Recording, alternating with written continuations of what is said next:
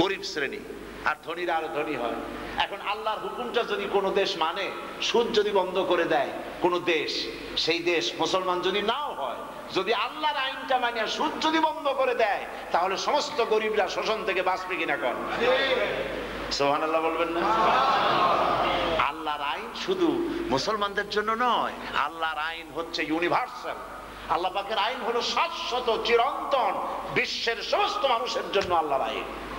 এই আল্লাহর আইনটারে বানাইছি কি, যদি যখনই শোনে আল্লাহর আইন, তখন এক শ্রেণীর তথাকথিত বুদ্ধিজীবী, এই বুদ্ধিজীবী আর জ্ঞানজীবীর একটা ব্যাখ্যা আমি দিয়েছিলাম, কোথায় যেন, নর্থ লন্ডনে, টটেনহামে। পারলে সেই ক্যাসেটটা সংগ্রহ করে নেবেন। সেই বুদ্ধি আর জ্ঞানের পার্থক্য সেখানে বলেছিলাম। এক শ্রেণীর বুদ্ধিজীবীরা তারা বলে আল্লাহর আইন সর্বনাশ, আল্লাহর আইন মানে হলো হাত কাটা গলা কাটা। আল্লাহর আইন মানে হাত কাটা গলা কাটা, মানুষের মধ্যে প্যানিক সৃষ্টি করে দেওয়া, ভয় সৃষ্টি দেওয়া। ইসলাম মানে টেররিস্ট, ইসলাম মানে হচ্ছে কি কমিউনাল, সাম্প্রদায়িক, এই সমস্ত কথা বলে মানুষকে বিভ্রান্ত করা হয়। ইসলামে এই সমস্ত জিনিস নাই। ইসলামে সাম্প্রদায়িকতা বলে কিছু নাই, ইসলামের মধ্যে সাম্প্রদায়িকতা বলে কিছু নাই, ইসলামের মধ্যে টেররিজম বলে কিছু নাই, ইসলামের মধ্যে ফ্যানাটিক উগ্রপন্থী বলে কিছু নাই। ইসলামের মধ্যে আছে বিশ্বজোড়া উদারতা, ভালোবাসা, মহব্বত। সুবহানাল্লাহ। আল্লাহর আইন মানলেই শান্তি। আইনটা কার? আল্লাহ পাকের। আল্লাহ রাব্বুল আলামিনের এই আইন পৃথিবীর বুকে চালু করার জন্য আল্লাহ রাব্বুল আলামিন তার নবীকে পাঠালেন। আমার জমিনের উপরে আমার আইনকে চালু করো, এটা তোমার দায়িত্ব। সব নবীরা এই কালিমার দাওয়াত যখন দিয়েছেন, মার খেয়েছেন কিনা বলেন? মার খেয়েছেন কিনা? আচ্ছা, নবীরা তাদের স্বভাব চরিত্র কি খারাপ ছিল? নাউজুবিল্লাহ বলবেন না? পৃথিবীর সর্বশ্রেষ্ঠ চরিত্রবান কারা? আল্লাহর নবীরা। সেই নবীরা মার খেলেন। কোরআনে কারীমের মধ্যে আল্লাহ রাব্বুল আলামিন বলেছেন, ইয়া হাসরাতান আলাল ইবাদ, বান্দার উপরে আফসোস, এমন একজন নবী, এমন একজন রাসূল পৃথিবীতে পাঠাই নাই যাকে সমকালীন রাষ্ট্র শক্তি, সমকালীন লোকেরা মারধর করে নাই, দেশ থেকে তাড়ায় দেয় নাই, ঠাট্টা করে নাই, বিদ্রুপ করে নাই, কাউরে এরকম পাঠাই নাই। যারে পাঠাইছি তার সাথে তারা এরকম বেয়াদবি করেছে। বেয়াদবি করার কারণ কি? কারণ হলো সিংহাসনে যে কে বসে আছে, ফেরাউন। কে বসে আছে? ফেরাউন আরাম করে বসে আছে। দেশ চলছে তার তর্জনী হেননে, আঙ্গুলের ওঠানামায় দেশের লক্ষ কোটি মানুষ ওঠে আর বসে। সেইখানে হযরত মুসা আলাইহিস সালাম এসে বলছেন, ফেরাউন, আল্লাহ আমাকে নবী বানিয়েছেন, পড়ো তুমি লা ইলাহা ইল্লাল্লাহ। ফেরাউন কয় কি?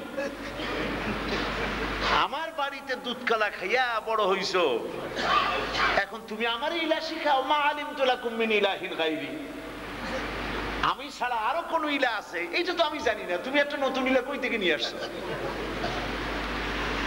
ফেরাউন বলছে, তুমি যদি পুনর্বার নতুন কোন ইলাহের দাওয়াত আমাকে দাও, লা আজআলান্নাকা মিনাল মাসজুনিন, কারারুদ্ধ করে জেলখানা পাঠায় দেব। মুসা আলাইহিস সালাম ভয় পেয়ে দৌড় দিয়েছেন নাকি? না। আল্লাহর মুসা বলছেন, ফেরাউন রে, কারে জেলের ভয় দেখাও? আমি আল্লাহর পয়গম্বর, জেলের পরোয়া করি না। কোন মানুষ ইলাহ হতে পারে না, ইলাহ এক, লা ইলাহা ইল্লাল্লাহ। সংঘর্ষ শুরু হলো মুসা আলাইহিস সালামের সাথে ফেরাউনের। মুসা আলাইহিস সালাম একা, তিনি আল্লাহর কাছে বললেন, আল্লাহ, তুমি আমাকে আমার হারুন, আমার ভাই, তাকে আমার সাথী বানায় দাও। আর আমার কথার মধ্যে একটু তোতলাপন, হযরত মুসা আলাইহিস সালামের কথায় একটু বাধ্য, একটু তোতলাপন ছিল। তিনি দোয়া করলেন আল্লাহর কাছে, রব্বিশরাহ লি সাদরি ওয়া ইয়াসসির লি আমরি ওয়াহলুল উকদাতাম মিন লিসানি ইয়াফকাহু কওলি। আল্লাহ, তুমি আমার সিনাকে প্রশস্ত করো, আমার জবানের আড়ষ্টতা দূর করো, এবং আমি যা বলি তা যেন মানুষে বোঝে, এইভাবে করে বুঝাবার তৌফিক আমারে দাও। কখন বললেন? আল্লাহ মুসা আলাইহিস সালামকে নবুয়ত দিয়া, আল্লাহ পাক, কাফের তো সব গোষ্ঠী শুদ্ধ সব আল্লাহরে অস্বীকার করতেছে। আল্লাহ পাক গোষ্ঠীর কাছে পাঠান নাই, প্রথম পাঠাইলেন কার কাছে? আসলটার কাছে পাঠাইছে। আল্লাহ রাব্বুল আলামিন বলছেন ইযহাব ইলা ফিরআউনা ইন্নাহু তাগা। ও মূসা যাও, ফিরআউনের কাছে যাও, ফিরআউন সীমা লঙ্ঘন করেছে, তার কাছে আমার দাওয়াত, দ্বীনের দাওয়াত পৌঁছাও। মূসা আলাইহিস সালাম একটা এস্টাবলিশড গভর্নমেন্ট, রুলিং পাওয়ারের উপরে যিনি আছেন, যিনি স্টেট চালাচ্ছে, সেই প্রেসিডেন্টের কাছে আল্লাহ বললেন যাও তার কাছে। মূসা আলাইহিস সালাম বললেন যে আল্লাহ আমার খুব ভয় করে, কিছু লোকজন দাও। বলছিলেন না, আল্লাহ বলেছেন যাও। মূসা আলাইহিস সালাম রওনা করলেন। বাস, ফিরআউনের সঙ্গে লেগে গেল সংঘর্ষ। বলল তুমি যে পয়গম্বর তার প্রমাণ কি? মূসা আলাইহিস সালাম বগলের মধ্যে হাত দিলেন, হাতটা বাইর করলেন, ফিরআউনের চোখ ঝলসে গেল, সাদা ধপধপ করছে, তাকানো যায় না, হাতের থেকে নূর বের হচ্ছে। ফিরআউন বলছে ও বুঝছি কাম, তুমি জাদুকর হয়ে গেছে। তা আমারও জাদুকর আছে। জাদুকরদের ডাকলো, গল্প শুনাইতেছি না কোরআন। নবীরা আসলো কেন পৃথিবীতে? শত্রুতা হয় কেন? আমার ভাইয়েরা, জাদুকরদের ডাকা হলো। ফিরআউন সমস্ত শ্রেষ্ঠ জাদুকরদেরকে ডেকে জাদুকরকে দিয়েছে ফিরআউনকে, মূসা আলাইহিস সালামকে দমন করার জন্য। জাদুকরেরা হযরতে মূসা আলাইহিস সালামের চেহারার দিকে তাকায়া মনের মধ্যে কেমন কেমন লাগলো, একটু সম্মান বোধ সৃষ্টি হলো। আল্লাহ নবীর চেহারা তো, সুবহানাল্লাহ। ফিরআউন তো চুমা খাইতে গেছিল, সে কথা আলাদা, খুব লম্বা, সেই দিকে আমি যাব না, শুধু এইটুকু শুনাই। ফিরআউন ঘরে আসছে, এসে বাচ্চা হযরত মূসা আলাইহিস সালাম, এত নাদুস নুদুস চেহারা, আল্লাহর পয়গম্বর তো, সলিবদ্দি কসিবদ্দি চেহারা না, আল্লাহর পয়গম্বর। যেমন দুটি চোখ, বড় বড় চোখ, গোলাপের পাপড়ির মতো ঠোঁট, কি সুন্দর। এইভাবে উঠাইয়া আস্তে আস্তে করে ঠোঁটের উপরে ঠোঁট রেখে একটা চুমা খাইতে গেছে ফিরআউন। মূসা আলাইহিস সালাম ছোট্ট মানুষ, ঠাস করে এক চড় মারছে গালে। ফিরআউন কয় কে আছিস, তরবারি নিয়ে আয়। এই তো আমার সেই দুশমন যার স্বপ্ন আমি দেখছিলাম। আসিয়া ছুটি আসছে, কি হয়েছে?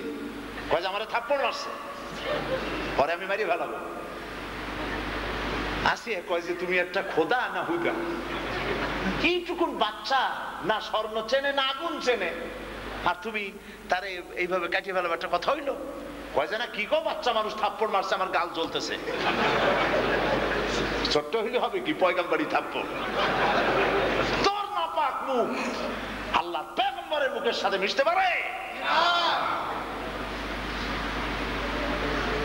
আচ্ছা ঠিক আছে, দেখবো যে সত্যি সে সত্যি তার বুঝ কম কিনা দেখার জন্য আগুন আর সোনা আনলো। আগুনের আংটা, আংরা আগুন আর স্বর্ণ, দেখতে একরকম না? আল্লাহ রাব্বুল আলামিন শুনাই দিলেন, মুসারে ছোট্ট মানুষ, তুমি হাতটা যেতেছিল স্বর্ণের দিকে, আল্লাহ রাব্বুল আলামিন আপন কুদরতে হাতটা আগুনের দিকে দিয়ে দিলেন। ফিরআউন বুঝতো যে না, সত্যি বুঝে টুঝে না, বাচ্চা মানুষ। আল্লাহ যদি বাঁচাইতে চায়, কারো ক্ষমতা আছে মারা? এত আস্তে কইলেন কেন?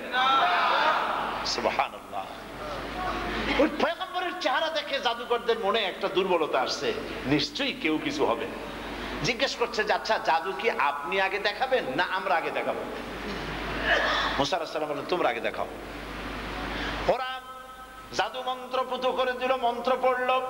মন্ত্র পড়ার সঙ্গে সঙ্গে সামনে যা কিছু ছিল সব বাঘ হলো, সিংহ হলো, বড় বড় সাপ হয়ে গেল।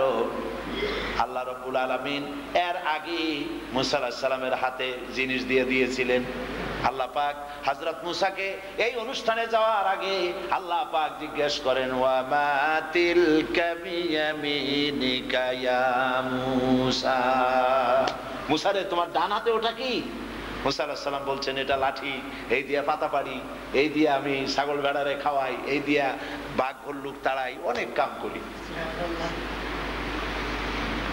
আল্লাহ পাক বললেন যে আসল একটা জিনিস আছে যেটা তুমি জানো না, ফালাই দাও, লাঠি ফালাও।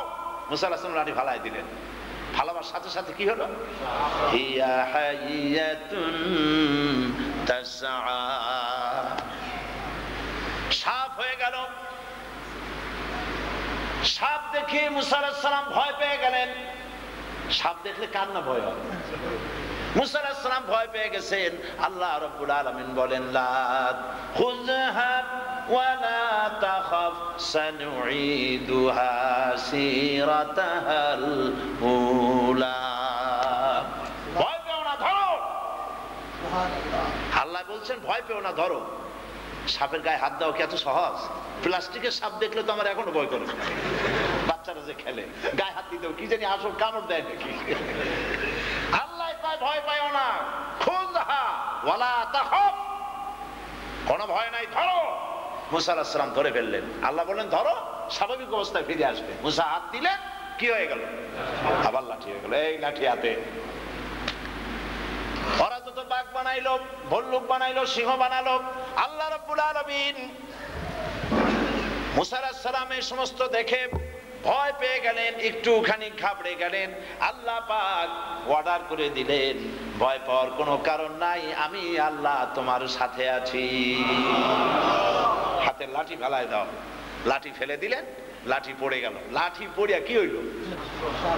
এইরকম হা করছে। হা এত জোরে করছে উপরে ঠোঁট কদ্দুক দেখা যায় না। আর ওরা যা বানাইছিল সিংহ, বাঘ, সাপ, সব মুসা আলাইহিস সালামের লাঠি মার্কা সাপের পেটের মধ্যে গিয়ে ঢুকতেছে সবসময়। জাদুকরেরা দেখলো, জাদুকরেরা সব সেজদায় পড়ে গেল। সুবহানাল্লাহ, সব সেজদায় পড়ে গেছে। জাদুকরদের ধারণা হলো আমরা যেটা দেখাইছি এটার নাম হলো জাদু। মুসা আলাইহিস সালাম যেটা দেখাইছেন এর নাম জাদু নয়, কারণ জাদু যদি হইতো জাদু খাইতে পারতো না। এটা জাদু খেয়ে ফেলেছে, এটা জাদু না, জাদুর দাদা। সব সেজদায় পড়ে গেল। ফেরাউন ছাড়লো না এর পিছন। জাদুকরেরা মুসলমান হয়ে গেল, কিন্তু ফেরাউনের কপালে নাই। হেদায়েত তো ভিন্ন জিনিস। হেদায়েত কি সকলের কপালে হবে? হবে না। ফেরাউন আক্রমণ করেছে, তিন দিক থেকে আক্রমণ করেছে, পালাবার কোনো রাস্তা নাই, পালাবার কোনো পথ নাই। একদিকে দরিয়া আর তিন দিকে ফেরাউনের লোক লস্কর। হযরত মুসা আলাইহিস সালামের সাথী সঙ্গীরা বলছেন, ইন্না লামুদরাকুন, হে মুসা আমরা তো পাকড়া হয়ে গেলাম, পালাবার কোনো পথ নাই। সারাশি আক্রমণ, বুঝেন তো? তিন দিকে শত্রু, একদিকে কি দরিয়া, পালাবার কোনো পথ নাই। উম্মতরা বলছে আমরা ধরা পড়ে গেছি, আমরা পাকড়াও হয়ে গেছি, এখনই আমাদের ধরবে, মারবে, শেষ করে ফেলাবে। মুসা আলাইহিস সালাম পেরেশান হয়েছিলেন, ভয় পাইছিলেন? সুবহানাল্লাহ কবেন না? হযরত মুসা আলাইহিস সালাম বলেন, কাল্লা, কখনোই নয়, ভয় পাওয়ার কোনো কারণ নাই। রব্বি সাইয়াহদিন, অবশ্যই আল্লাহ পাক আমাকে রাস্তা দেখাবেন। ওয়ে আউট আল্লাহ বের করে দিবেনই। সুবহানাল্লাহ। আল্লাহ রাব্বুল আলামিন, আল্লাহ তো পরীক্ষা করার কাম। আল্লাহ তো চান না যে ফেরাউন মুসা আলাইহিস সালাম মারিয়ে ফেলেন। এটা কি আল্লাহ চান নাকি? আল্লাহর পরীক্ষা করার কাম। দুনিয়া দেখুক, আল্লাহর পথে যদি চলে, শয়তানের চক্রান্ত যত বড় দেখো, ইন্না কায়দা শয়তানে কানা দাইফা, শয়তানের চক্রান্ত যত বড় হোক আসলে একদম দুর্বল, কোনো দাম নাই। আমার ভাইয়েরা, হযরত মুসা বললেন আল্লাহ আমাদের পথ দেখাবেন। এই কথা ঘোষণার সঙ্গে সঙ্গে রব্বুল আলামিন অর্ডার করে দিলেন, মুসারে হাতের লাঠি দিয়া দরিয়ার উপরে বাড়ি মারো। মুসা আলাইহিস সালাম হাতের লাঠি দিয়া দরিয়ার উপরে আঘাত করলেন। সঙ্গে সঙ্গে একটা নয়, দুটা নয়, হযরত মুসা তার সাথী সঙ্গীদেরকে দ্রুত নদী পারের জন্য 12টা রাস্তা আল্লাহ পানির মধ্যে বানায় দিলেন। সেই আল্লাহ আছে না নাই? আছে না নাই? ছিলেন, আছেন, থাকবেন। আল্লাহু লা ইলাহা ইল্লা হুয়াল হাইয়ুল কাইয়্যুম। পড়েন সবাই, আল্লাহু লা ইলাহা ইল্লা হুয়াল হাইয়ুল কাইয়্যুম। একটু জোরে সরে জিকির করেন, লা ইলাহা ইল্লাল্লাহ।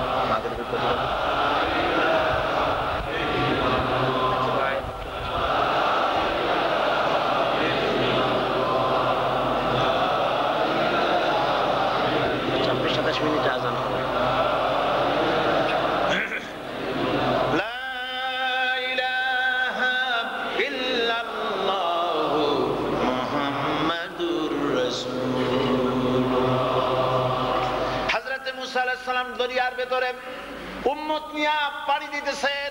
ফেরাউন পিছন থেকে এসে দেখতে পাচ্ছে দরিয়ার ভিতরে রাস্তা, মনে করছে ওর বাজানের বানানোর রাস্তা, দলবল নিয়ে নেমে পড়েছে। যখন দরিয়ার মাঝখানে আসছে, মুসা আলাইহিস সালাম তার লোকজন নিয়ে উপরে চলে গেছেন। ফেরাউন তার দলবল নিয়ে নদীর দরিয়ার মাঝখানে যখন এসেছে, আল্লাহ পাক অর্ডার করে দিলেন দরিয়া রাস্তা বন্ধ করে দে। এরকম বলা লাগবে আল্লাহ? না, শুধু বলেছেন কোন, দুইটা অক্ষর। কয়টা অক্ষর? কোন, ফায়াকুন। আল্লাহ বলেছেন হ, হয়ে যায়, দরিয়া রাস্তা বন্ধ হয়ে গেল। ফেরাউন তার দলবল নিয়ে পানির তুফানের ভিতরে লোক লস্কর নিয়ে ডুবতেছে, মাথা উঁচু করতেছে, পানি খাইতে খাইতে নাক দিয়া পানি পড়ে, মুখ দিয়া পানি পড়ে, পেটটা পানি খাইতে খাইতে পটকা মাছের মতো মোটা হয়ে গেছে। পটকা মাছ বলেন আপনারা নাকি? সিলেটের ভাইরা কি বলেন? ওই যে মাছ এই পটপট করে পেট মোটা বানায়, হ্যাঁ, কুটকুটু। আচ্ছা হোক, এই কুটকুটু মাছ ওই রকম পেটটা বিরাট কুটকুটু হয়ে গেছে ফুলিয়া। এখন ফেরাউন দেখে যে সর্বনাশ, মরছি তো। ফেরাউন বলতেছে আমানতু আন্নাহু লা ইলাহা ইল্লাল্লাযী আমানাত বিহি বানু ইসরাঈল। আয় আল্লাহ, আমি তোমার উপর ঈমান আনলাম, ওই আল্লাহর উপর ঈমান আনলাম যে আল্লাহর উপরে বনি ইসরাঈলরা ঈমান এনেছে। ওয়া আনা মিনাল মুসলিমিন, আর আমি মুসলমানদের একজন। আল্লাহ আমার সুবাও এইটু কলমা পড়লাম।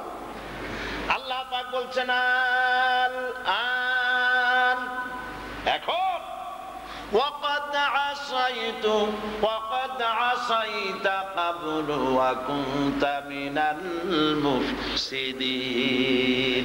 অথচ তুমি আমার বিরোধিতা করেছো, আমার দ্বীনের বিরোধিতা করেছো, তুমি অপরাধ করেছো, সীমা লঙ্ঘন করেছো, এবং মুফসিদিনদের মধ্যে তুমি ছিলে সেরা।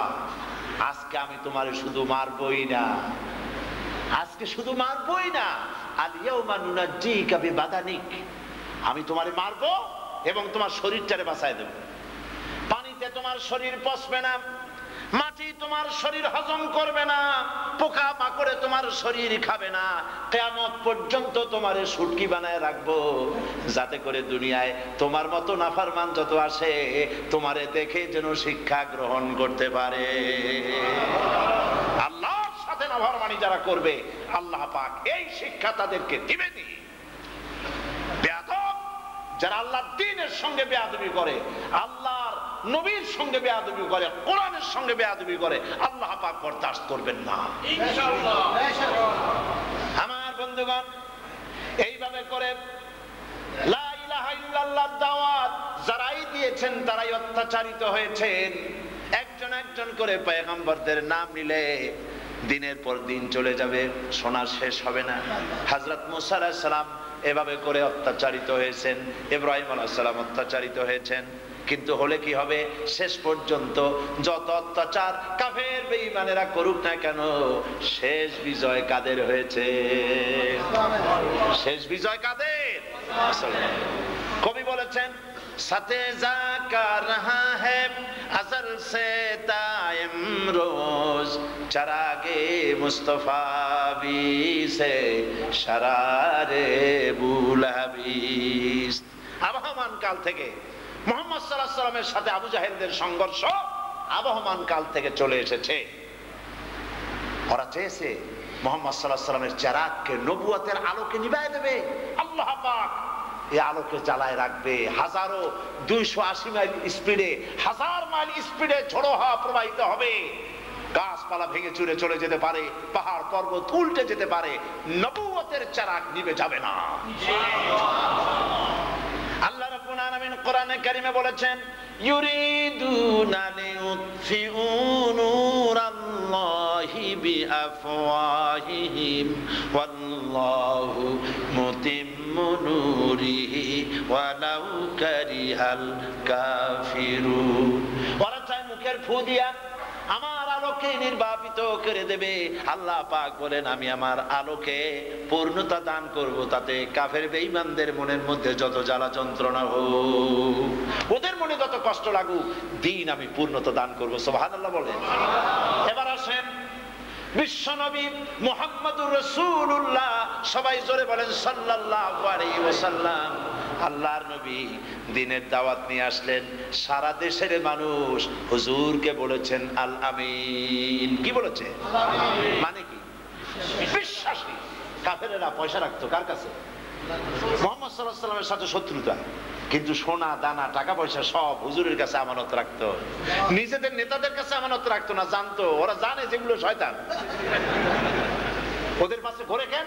এদের পাশে ঘোরে প্রত্যেক যুগে ইসলামের বাইরে যত আছে যা কিছু, নেতাগুলির চরিত্র অনুসারীরা ভালো করে জানে, জানে যেগুলো শয়তান। তারপরেও পাশে পাশে ঘোরে কেন? মদ খায়, জেনা করে, মিথ্যা কথা কয়, নামাজ পড়ে না, শয়তান। এর পাশে ঘোরে কেন? এর সাথে থাকলে ওর প্রচুর পয়সা আছে, কিছু পয়সা করি পাওয়া যাবে, এই কিছু পয়সা পাওয়ার জন্য এগুলোর পিছনে পিছনে ঘোরে, কিন্তু জানে খাঁটি শয়তান এগুলা। কাফেররা জানতো নেতাগুলা শয়তান, ওদের কাছে সোনা দানা টাকা পয়সা রাখলে মাইরা দেবে। এই জন্য মুহাম্মদ সাল্লাল্লাহু আলাইহি ওয়াসাল্লামের সঙ্গে বিরোধিতা করা সত্ত্বেও সোনা দানাগুলি তারা টাকা পয়সা ব্যাংকের মতো আমানত রাখতো আল্লাহর নবীর কাছে। হিজরতের রাতে নবীজি হযরত আলীকে ডেকে বললেন, আলী কাগজ কলম নাও, আমার কাছে যে জামানত রেখেছে একটা লিস্টি বানাও। লিস্ট যখন বানানো গেল, দেখা গেল অধিকাংশ আমানতদার যারা ছিল, আমানতকারী যারা ছিল, সব কাফেরেরা। তারা আমানত রেখেছে কার কাছে? রাসূলুল্লাহর কাছে। আল আমিন, বিশ্বাসী, সত্যবাদী, জীবনে একটা মিথ্যা কথা বলেন নাই। সুবহানাল্লাহ।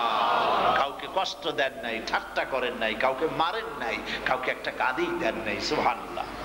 এমন ভালো মানুষ, এমন সুন্দর মানুষ। এই মানুষটি যখন 40 বছর বয়সের সময় নবুয়ত পেলেন, আর যখন দাওয়াত পেশ করলেন পৃথিবীর মানুষের সামনে, শান্তি যদি পেতে চাও পড়ো লা ইলাহা ইল্লাল্লাহ, লা ইলাহা লা ইলাহা ইল্লাল্লাহ মুহাম্মাদুর রাসূলুল্লাহ। এই কালেমার দাওয়াত দেওয়ার পরে কাফির বেঈমানেরা বুঝতে পেরেছে কালেমার অর্থ কি। এর অর্থ হলো আল্লাহর আইন ছাড়া কারো আইন যদি না চলে, আমরা যে মাতবাড়ি করি, আমাদের মাতব্বাড়ি আর চলবে না। বুঝছেন কিনা আপনারা? আবু জাহেল বুঝে নাই কথাটা? আবু জাহেল কি পাগল ছাগল? বুঝে নাই? ও তো আবু জাহেল হয়েছে ওহী আসার পর। ওহী নাজিল হওয়ার আগে ওতে ছিল আবুল হেকাম, বুদ্ধির বাপ। ও কি ছিল? ওর নাম ছিল বুদ্ধির বাবা। কিন্তু যখন ওহী নাজিল হলো, তখন হয়ে গেল আবু জাহেল, অর্থাৎ বুদ্ধির বাবা থেকে প্রমোশন পাইয়া মূর্খের বাপ হয়ে গেল, মূর্খের পিতা।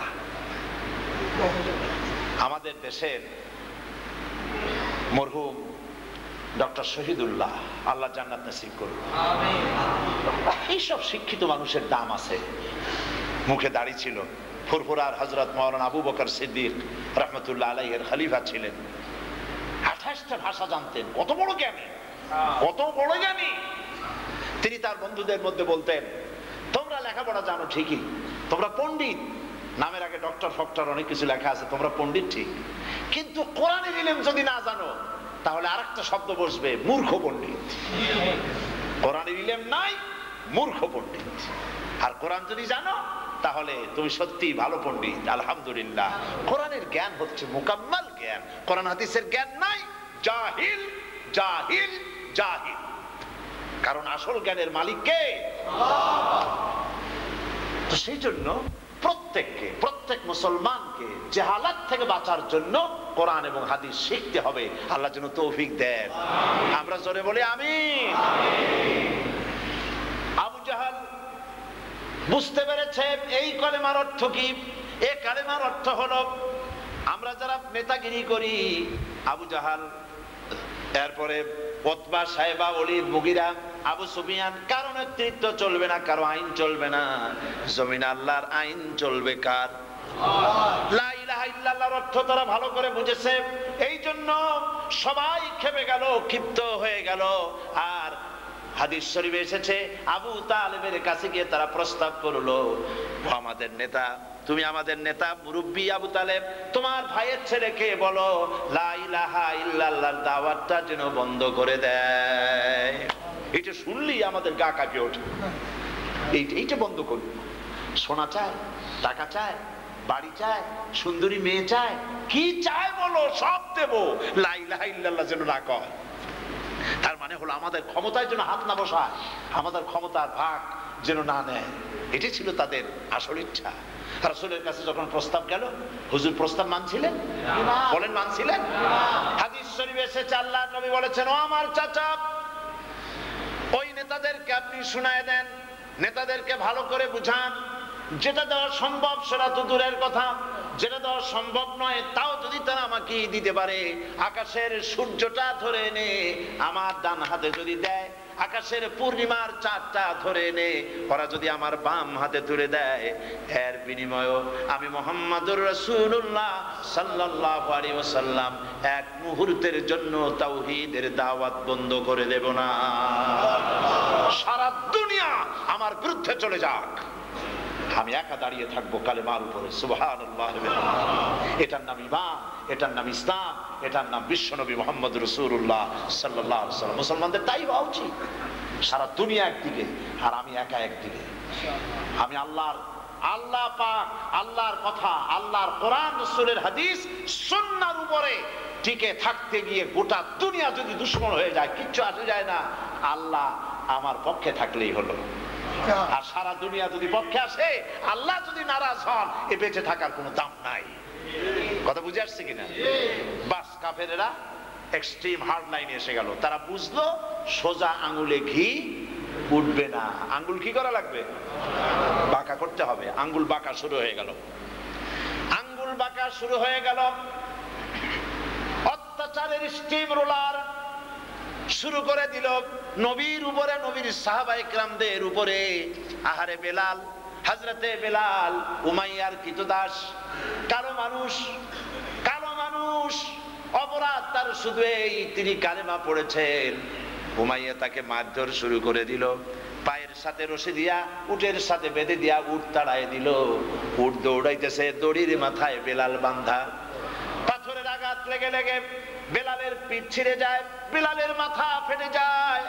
উট যখন আর দৌড়াতে পারে না, উট যখন হাঁপায়ে উঠেছে, উটের পা থেকে বেলালকে খসাইয়া রক্তাক্ত শরীরটাকে উত্তপ্ত মরুভূমির উপরে চিৎ করে শোয়ায় দিয়া লোহার ডান্ডা দিয়া পিটায় আর বলে, বেলাল, মুহাম্মদ সাল্লাল্লাহু আলাইহি ওয়াসাল্লামের আল্লাহরে ভুলে যা, লাত মানাতের উপরেই মানা। হযরতে বেলাল জীবনের এই সংকট মুহূর্তে, জীবন যায় অবস্থা, এমন সময় ভাঙ্গা একটা আঙ্গুল কোন রকম আকাশের দিকে তুলে ধরে হযরত বেলাল বলছেন, আহাদ আহাদ আহাদ, লা ইলাহা ইল্লাল্লাহ, লা ইলাহা ইল্লাল্লাহ, লা ইলাহা ইল্লাল্লাহ মুহাম্মাদুর রাসূলুল্লাহ। আহারে কি মার খেলো সাহাবায়ে কেরাম। হযরতে আম্মার, হযরতে সুমাইয়া রাদিয়াল্লাহু তাআলা আনহাকে শহীদ করলো। খাব্বাব মার খেলেন, খুবাইব মার খেলেন। হযরতে খুবাইবকে খুঁটির সাথে বেঁধে চতুর্দিক থেকে তীর মারা হচ্ছে, গায়ের গোশত গলে গলে পড়তেছে। কাফেরেরা বলছে, আচ্ছা ঠিক আছে, মার একটু বন্ধ করো, আমি একটু কথা কই। কাফেরের নেতা বলছে, খুবাইব শোনো, আমরা তোমার উপর আর অত্যাচার করবো না, ছাড়িয়ে দেবো, একটা শর্ত, মুহাম্মদ সাল্লাল্লাহু আলাইহি ওয়াসাল্লাম কোথায় আছে বলো। যদি তুমি বলো তাহলে তোমাকে ছেড়ে দেবো, আর তোমার জায়গায় মুহাম্মদ সাল্লাল্লাহু আলাইহি ওয়াসাল্লামকে এনে আমরা এই শাস্তি তারে দেবো। তুমি একটু বলো কোথায় আছে, তোমারে আর মারবো না। হযরতে খুবাইব রাদিয়াল্লাহু তাআলা আনহু বলছেন, এ কাফেরেরা শোন, আমার জায়গায় মুহাম্মদ সাল্লাল্লাহু আলাইহি ওয়াসাল্লামকে এনে তীর আর তরবারি মারা তো দূরের কথা, তোদের নাপাক হাত দিয়া আল্লাহর নবীর গায়ে যদি একটা ফুলও মারিস, আমার শরীরে রক্ত থাকতে আমি তা বরদাস্ত করব না।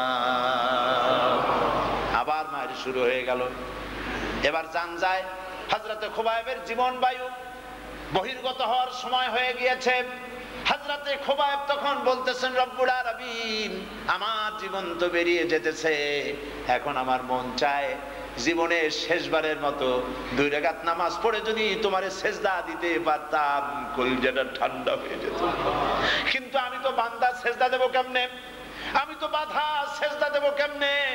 তবে কাবার দিকে আমার মুখ ফিরানো আছে মাবুদ, আমি আমার মাথাটাকে কাবার দিকে একটু নিচু করে দিলাম, এইটাকে আমার জীবনের শেষ সেজদা হিসাবে আল্লাহ তুমি ধরে নিও। কাফেররা বুঝতে পেরে হযরতে খুবাইবের মাথাটা ঘুরে আরেক দিকে দিয়া দিল। হযরত খুবাইব পড়লেন, ফাআইনামা তুওয়াল্লু ফাসাম্মা ওয়াজহুল্লাহ, যেদিকে মুখ ঘোরাও সেদিকে আমার আল্লাহ। সাহাবাই কিরামদের মেরে তারা শেষ করলো না, এবার নবীর গায়ে হাত উঠাইলো। আরে নবীর গায়ে হাত উঠাইছে, নবীজি সেজদায় আছেন, এমন নূরের চেহারা দেখে কেমনে মারলো কাফেরেরা। রাসূলুল্লাহ সেজদায় গিয়েছেন, কাফের বেঈমানেরা উটের নাড়ি ভুড়িয়ে নে নবীজির মাথার উপরে চাপাই দিয়েছেন। রাসূল পাক সাল্লাল্লাহু আলাইহি সাল্লামের জীবন বায়ু প্রাণ বেরিয়ে যাওয়ার মতো উপক্রম হয়েছে। আবু জাহেল এসে রাসূলের গলায় চাদর লাগায়া চাদরের 2 প্রান্ত ধরে টান দিয়েছে। হুজুরের চোখ মোবারক রক্তাক্ত হয়ে ছিটকে পড়ে যেতে চেয়েছে। এই অবস্থায় আছাড় দিয়ে মাটির উপরে ফেলে দেওয়া হয়েছে। হুজুর বেহুশ হয়ে পড়েছেন। আবু জাহেল এই অবস্থায় ফেলে দিয়ে চলে গেল। হযরতে হামজা তখনও কাফের, শিকার করে বাড়ি ফিরে এসেছেন। বাড়ি ফিরে এসে দাসীর মুখে মুহাম্মদ সাল্লাল্লাহু আলাইহি সাল্লামের করুণ কাহিনী শুনে আর হুজুরের এই রক্তাক্ত অবস্থা দেখে ছুটে গেলেন আবু জাহেলের বাড়ি। আবু জাহেলের বাড়ি গিয়ে বলছেন, আবু জাহেল রে, তুই নাকি মুহাম্মদ সাল্লাল্লাহু আলাইহি সাল্লামকে মেরেছিস, বল কেন মারলি? মুহাম্মদ সাল্লাল্লাহু আলাইহি সাল্লাম কি অপরাধ করেছেন? তিনি তো সব সময় ভালো কথা বলেন, এমন সুন্দর মানুষ, এমন ভালো মানুষ জীবনে আর একটা দেখি নাই। কাউকে একটা গালি দিলেন না, কাউকে একটা মিথ্যা কথা বললেন না, কারো আমানত খেয়ানত করলেন না। এত ভালো মানুষটার গায়ে হাত কেন দিলি? তিনি তো আমাদেরকে শুধু এক আল্লাহর গোলামি করতে বলেন, তিনি আমাদেরকে প্রতিবেশীর হক আদায় করতে বলেন, তিনি সত্য কথা বলতে বলেন। এই সব ভালো ভালো কথা বলার কারণেই কি মারছিস নাকি? না, তোর মধ্যে চিন্তা হয়েছে যে মুহাম্মদ সাল্লাল্লাহু আলাইহি সাল্লামের বাবা আব্দুল্লাহ বেঁচে নাই, মুহাম্মদ সাল্লাল্লাহু আলাইহি সাল্লাম এতিম হয়ে গেছে, একা পাইয়া মারছিস। তোর কি জানা নাই যে আব্দুল্লাহ মরে গেলেও রাসূলের মুহাম্মদ সাল্লাল্লাহু আলাইহি সাল্লামের চাচা হামজা মরে নাই। হযরতে হামজা হাতের ধনুক দিয়া আবু জাহেলের মাথায় আঘাত করলেন। আবু জাহেলের মাথাটা ফেটে গেল, রক্ত বেরিয়ে এলো। আবু জাহেল রক্তাক্ত হয়ে পড়ে থাকলো। নবীজি ছুটে গেলেন, হযরতে হামজা ছুটে গেলেন নবীজির কাছে। নবীজির মস্তক মোবারক নিজের কোলের উপরে উঠায় বলছেন, বাবা, আমি আবু জাহেল তোমারে মারছে বলে আবু জাহেলের মাথাটা ফাটাই দিয়ে এসেছি, তুমি একটু হাসো, তুমি একটু খুশি হও, তুমি একটু খুশি হও, আনন্দ করো। আমার নবী বলছেন, চাচাজি, কারে মেরেছেন, কার মাথা ফাটিয়েছেন, এই সব কথা বলে আপনি আমারে খুশি করতে পারবেন না। হযরত হামজা বলেন, বাবা, কি হলে তুমি খুশি হবা? হুজুর বলেন, চাচাজি, আমি খুশি হব যদি একটিবার আমার চাচা হামজার মুখে ঈমানের কলেমা শুনতে পাই। হযরতে হামজা বলেন, মুহাম্মদ সাল্লাল্লাহু আলাইহি ওয়াসাল্লাম, আমার বুঝতে আর মোটেও কষ্ট হয় নাই, তুমি কোনো সাধারণ মানুষ নও, অবশ্যই তুমি আল্লাহর নবী, নইলে প্রতিশোধে তুমি খুশি হয়ে যেতে। প্রতিশোধে খুশি হও নাই, তুমি নবী, আমার কোনো সন্দেহ রইল না। তুমি সাক্ষী থাকো, আমি ঈমানের কালেমা পড়ে নিলাম, লা ইলাহা ইল্লাল্লাহু মুহাম্মাদুর রাসূলুল্লাহ।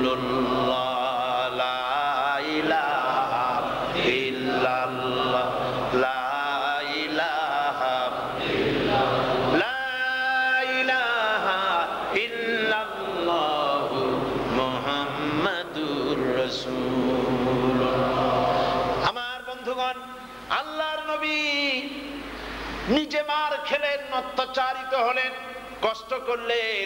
এরপরে আল্লাহর নবী মদিনা মুনাওয়ারায় এসে সেই কাঙ্ক্ষিত ইসলামী রাষ্ট্র কায়েম করে দিলেন। আজ কোরআনের রাজ কায়েম হয়ে গিয়েছে, সুবহানাল্লাহ।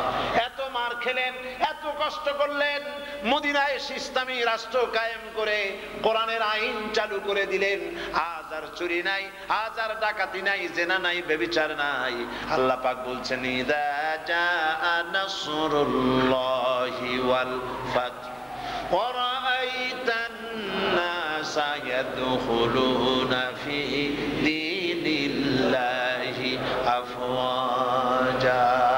আল্লাহর পক্ষ থেকে যখন বিজয় আসবে তখন দেখতে পাবে, যখন ইসলামের বিজয় আসবে দেখতে পাবে দলে দলে লোক ইসলামের মধ্যে প্রবেশ করতেছে, সুবহানাল্লাহ। ইসলামের আজ বিজয় এসেছে, চতুর্দিক থেকে মুসলমানেরা, চতুর্দিক থেকে কাফেরেরা কালেমা পড়তেছে, ইসলামের মধ্যে ঢুকতেছে। রাসূলুল্লাহ ইসলামের রাষ্ট্র কায়েম করলেন, কোরআনের রাজ কায়েম হয়ে গিয়েছে। আজ আর চুরি নাই, ডাকাতি নাই, জেনা নাই, ব্যভিচার নাই। মানুষ দরজা খুলে ঘুমাবার সুযোগ পেয়েছে, সুবহানাল্লাহ বিহামদি। আমার বন্ধুগণ, রাসূলুল্লাহ যে মসজিদ বানালেন সেই মসজিদ হলো মসজিদে নববী। আজ সোনার মদিনায় মসজিদে নববীতে যারা গেছেন দেখা কলজাটা আপনাদের ঠান্ডা হয়ে গেছে, ঠিক কিনা বলেন? মসজিদে নববীর ভিতরে ওই ইতিহাস এখনো আছে। হুজুর কোথায় বসতেন, কোন জায়গায় দাঁড়াইয়া খুতবা দিতেন, কোন জায়গায় ইমামতি করতেন, কোথায় সাহাবীদের সঙ্গে দেখা করতেন, মসজিদ কি কি কাজে লাগাতেন। মসজিদটা আজকে সাক্ষী হয়ে রয়েছে। এই মসজিদে নববীতে যারা যাইতে পারেন নাই, আমি আজকে দোয়া করব এই মাহফিলে যত পুরুষ আর নারী যারাই আজকের এই মাহফিলে এসেছেন, আল্লাহ রাব্বুল আলামিন জীবনে যেন হজ করার তৌফিক দেন, আর যেন মদিনায় রাসূলুল্লাহর কবরে গিয়া সালাম দেওয়ার তৌফিক আল্লাহ দিয়ে দেন। মসজিদে নববী, এই মসজিদে নববী হচ্ছে ইসলামের রাজধানী। এইখান থেকেই রোম শাম পারস্য বিজয়ের পরিকল্পনা হতো। এইখানেই সাহাবায়ে কেরাম হাদিস শিখতেন। এইখানে বসেই আল্লাহর নবী মানুষকে দ্বীনের কথা শোনাতেন। সেই মসজিদে নববী, আল্লাহর সেই মসজিদ, আল্লাহ নবীর সেই মসজিদই নববী আজও আছে, কিয়ামত পর্যন্ত থাকবে। আমরা বলি আলহামদুলিল্লাহ। আমার বন্ধুগণ, এই ইসলামী আইন ও কানুন যেটা নবীজি মদিনায় চালু করেছিলেন, সেই আইন দিয়ে যেন দুনিয়া চলে, সেই আইন দিয়ে যেন আমরা চলতে পারি, সেই আইন দিয়ে যেন আমাদের বিবি বাল বাচ্চা তৈরি হয়, আল্লাহ যেন তৌফিক দান করে দেয়। জোরে বলেন আমিন। এই কাফেরের দেশে, এই কুফরিস্তানে, এই দেশে আপনারা যারা বসবাস করতেছেন, আল্লাহ পাক আপনাদেরকে এই দেশে এনেছেন, আপনারা নিজেরা আসতে পারেন নাই, কে এনেছে? আল্লাহ পাক আসার তৌফিক দিয়েছেন। আর এই দেশে থেকে অনেক মসজিদ আর মাদ্রাসা আপনারা বানাইছেন, আলহামদুলিল্লাহ। এই ইস্ট লন্ডন মসজিদ আজ হেদায়েতের মার্কাজ হয়ে গেছে, আলহামদুলিল্লাহ বলেন। হেদায়েতের মার্কাজ হয়ে গেছে। নামাজ পড়তে আয়সা দেখেন, এখানে আপনারা তো আমার থেকে ভালো জানেন, আমি একটু ওই যে কি জানি কয় মার কাছে মামু বাড়ির গল্প বলা, আপনারা আমার থেকে ভালো জানেন। মসজিদটা দেখলে নামাজের সময় কি বলেন, জান ভরে না? কি জন্য জান ভরে? সব তরতাজা টকবগে যুবক দিয়ে মসজিদ ভরা, সুবহানাল্লাহ বলে। আমরা তো সব মৃত্যু পথযাত্রী, যারা আমরা বুড়া হয়ে গেছি। বৃদ্ধ মানুষ যদি 5% হয়, ইস্ট লন্ডন মসজিদে 95% তরতাজা যুবক, সুবহানাল্লাহ। আমার নবীজি বলেছেন, উসিকুম বিশ-শাবাবি খায়রা ফাইন্নাহুম আরাক্কু আফিদা। আল্লাহ নবী বলেছেন, যুবকদের জন্য তোমরা কল্যাণকামী হও, যুবকদেরকে ভালোবাসো, যুবকদের কল্যাণকামী হও। আল্লাহ পাক আমাকে দিন কায়েমের জন্য উদারতা সহকারে পাঠিয়েছেন। ফাহালাফানিয়াশ শাবাব ওয়া খালাফানিয়াশ শুয়ুখ। দিন কায়েমের জন্য সর্বপ্রথম আমাকে সাহায্য করেছে যুবকেরা, যুবকেরা আমাকে সাহায্য করেছে, আর বুড়োরা, বৃদ্ধরা আমার দ্বীনের কাজে সবচাইতে বেশি বাধা দিয়েছে। ইসলামের কাজে সাহায্য করেছে কারা? যুবকরা। বিরোধিতা করেছে কারা? এই চিত্র আজও আছে না নাই? আছে। বন্ধুগণ, এই সেই ইস্ট লন্ডন মসজিদ, যেই মসজিদ ছোট্ট একটি মসজিদ ছিল, মনে আছে আপনাদের? এই মসজিদের রাস্তার উপরে দাঁড়াইয়া বৃষ্টিতে ভিজা ভিজা, তারপরে কালেকশন করছিলাম, 3 দিন মাহফিল ছিল। যাদের দাড়ি পেকে গেছে তারা তাদের সকলের মনে আছে, মনে আছে না? সুবহানাল্লাহ, লোকেরা টাকা দিল, কত টাকা দিল। আজ ইস্ট-লন্ডন মসজিদ গোটা ইউরোপের ভিতরে আলহামদুলিল্লাহ ইসলামের সেরা কেন্দ্রে পরিণত হয়ে গেছে, আলহামদুলিল্লাহ। এরপরে এই মসজিদের জন্য আমি শুনেছি ঈদের দিন 4টা জামাত তারা ঘোষণা দেয়, কিন্তু 4 জামাতে হয় না, আনঅফিসিয়াল আবার আরো একটা জামাত করা লাগে, 5টা জামাত করা লাগে, লোক ধরে না। এরপরে জায়গা পাওয়া যায় না, জায়গা পাওয়া যায় না, তারপরে জায়গা পাওয়া গেল, আলহামদুলিল্লাহ। পয়সা নাই, পয়সা নাই, লোকেরা পয়সা দিল। কারা দিল পয়সা? বলেন আমরা দিছি। কইতে ভয় করে নাকি? কারা দিছে? আপনারা দিয়েছেন, জোরে কোন আলহামদুলিল্লাহ। কার পার্কের জায়গাটা সব যতখানি দরকার ছিল এই মসজিদের হয়ে গেছে, আলহামদুলিল্লাহ। এইরকম আসতে আলহামদুলিল্লাহ কইলেন কেন? পড়ে তোমার দরবারে ভিক্ষুকের মতো, কাঙ্গালের মতো হাত তুলে ধরেছি।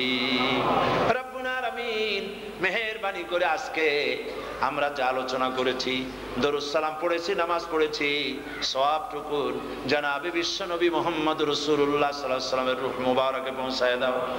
तमाम পৃথিবীর মাটির নিচে যত মুসলমান নরনারী ঈমান নিয়ে আসে আছে তাদের আরো আর পরে সওয়াব পৌঁছায় দাও। আল্লাহ তাআলা আমরা যারা হাত তুলেছি এর মধ্যে থেকে আমাদের মা বাপ দুনিয়া থেকে যারা বিদায় হয়ে গেছে কবরগুলিকে জান্নাতের টুকরায় পরিণত করে দাও। রব্বিরহামহুমা কামা রব্বায়ানি সগীরা। সবাই পড়েন রব্বিরহামহুমা কামা রব্বায়ানি সগীরা। হে আল্লাহ তাআলা, মা বোনেরা বহু কষ্ট করে দূর দারাজ থেকে তোমার কোরআন শোনার জন্য এসেছে, আল্লাহ মা বোনদের জিন্দেগির গুনাহ মাফ করে দাও। যে সমস্ত মা বোনদের স্বামী মারা গেছে, বিধবা হয়ে গেছে, আল্লাহ তুমি তাদের সাহারা হয়ে যাও। আল্লাহ তাআলা বিবাহ হয়েছে, সন্তান হয় না, নিঃসন্তানী মা যারা নিঃসন্তানী যারা এখানে এসেছেন, আল্লাহ দয়া করে তুমি সন্তান দান করে দাও। মা বোনদের এমন জীবন যাপনের তৌফিক দাও যাতে করে কিয়ামতের দিন হযরত আয়েশা, হযরত খাদিজার সঙ্গে হাসর নসিব হয়ে যায়। হে আল্লাহ তাআলা, রোগ ব্যাধি থেকে মুক্ত হওয়ার জন্য অনেকে দোয়া চেয়েছেন, আল্লাহ সকলের নাম তো আমার মনে নাই, তুমি তো জানো কারা কারা দোয়া চেয়েছে। আল্লাহ অসুখ বিসুখ তুমি দাও, আমরা জানি ওয়াইদা মারিতু ফাহুয়া ইয়াশফিন, আমরা যখন রোগাক্রান্ত হই মুফত তুমি করে দিতে পারো মাবুদ। আল্লাহ তাআলা আমাদের যার যে রোগ ব্যাধি আছে দয়া করে মাফ করে দাও। সবাই দোয়া করেন, যার যত রোগী আছে হসপিটালে, দেশের বাড়িতে, আল্লাহ সমস্ত রোগীদেরকে আল্লাহ তুমি শেফায়ে আজেলা দান করে দাও। আপনারা দোয়া করেন, আলহাজ আতিকুর রহমান জিলু মিয়ার আব্বা স্ট্রোক করেছে, অসুস্থ অবস্থায় আছে, বেঁচে আছেন, আপনারা দোয়া করেন আল্লাহ যেন তাকে হায়াতে তাইয়্যিবা দান করে দেন, শেফায়ে আজেলা শেফায়ে কামেলা দেন। আল্লাহ এই নেক ছেলে তিনি জন্ম দিয়েছেন, আল্লাহ তুমি দয়া করে তার প্রতি রহম করো। হে আল্লাহ তাআলা, আজকের মাহফিলে তোমার এই মসজিদ এক্সটেনশনের জন্য, তোমার এই ঘরের এক্সটেনশন করার জন্য, মাদ্রাসা বানাবার জন্য তোমার বান্দা বান্দির কাছে হাত পাতলাম, সকলে প্রাণ উজাড় করে নগদে বাকিতে পয়সা দিল। আল্লাহ তাআলা তুমি এই দান তোমার দরবারে মঞ্জুর করে নাও। রব্বুল আলামিন, तमाम পৃথিবীতে মুসলমানেরা যত জায়গায় বিপদে আছে, আল্লাহ সমস্ত বিপদজাদা মুসলমানদেরকে আল্লাহ তুমি দয়া করে সাহায্য করো।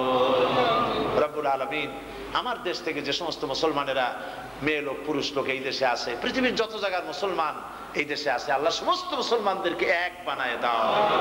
আল্লাহ তাআলা, যে ষড়যন্ত্র চলছে দয়া করে তুমি এই ষড়যন্ত্রকারীদের কলিজার আগুন নিভায়ে দাও, তাদের হিংসার আগুনকে আল্লাহ তুমি নিভায়ে দাও। আল্লাহ তাদের দিলের মধ্যে মহব্বত পয়দা করে দাও। আল্লাহ তুমি দয়া করে তাদেরকে তাদের দিলের মধ্যে দ্বীনের প্রতি মহব্বত পয়দা করে দাও। তাদের ষড়যন্ত্রকে আল্লাহ তুমি নাকাম করে দাও।